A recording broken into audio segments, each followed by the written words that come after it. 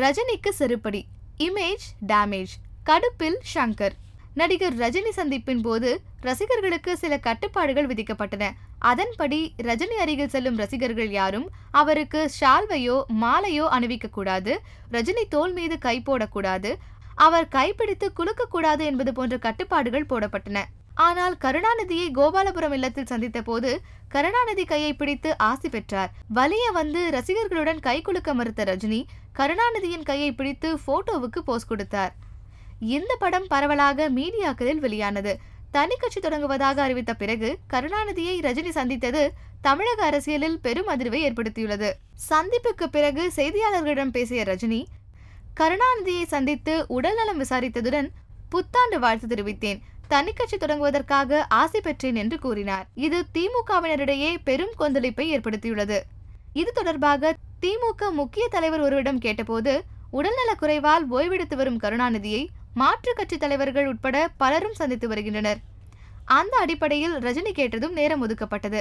உடல்நலம் விசாரித்துவிட்டு திரும்பி விடுவேன் என்றுதான் அவர் ஸ்டாலினிடம் கூறியிருந்தார். ஆனால் அதற்கு நேர்மாறாக மரியாதை நிமித்தமான இந்த சந்திப்பை தனது அரசியலுக்கு பயன்படுத்தும் வகையில் அரசியல் பிரவேசத்துக்கு வாழ்த்து பெற்றேன் என கூறியது வேதனை அளிக்கிறது. ரஜினியிடம் இதனை எதிர்பார்க்கவில்லை என்றார். இதை சாதாரணமாக எடுத்துக்கொள்ள முடியாது. கொஞ்சம் பின்னோக்கி சென்று பார்த்தால் ரஜினியிடம் எந்த போராட்ட குணமும் உண்மையாய் நிரந்தரமாய் இருந்ததில்லை. அந்தந்த நேரத்தில் கொஞ்சம் நேரம் மட்டும் சூடாயிருக்கும் ஃபாஸ்ட் ஃபுட் மாதிரிதான். அதிலும் மக்கள் நலன் என்று பார்த்தால் சட்டியில் கையை விட்டு துளவைத்தான் பார்க்க வேண்டும். காவிரி பிரச்சனையில் திரையுலகமே ஒன்று திரண்டு போராடிய போது அதில் பங்கேற்காமல் உண்ணாவிரதம் என்ற கச்சேரி நடத்தினார். அங்கே தவிர்க்க முடியாமல் கர்நாடகத்தை விமர்சிக்க குசேலன் படம் கர்நாடகாவில் பெரும் பாடுபட்டது.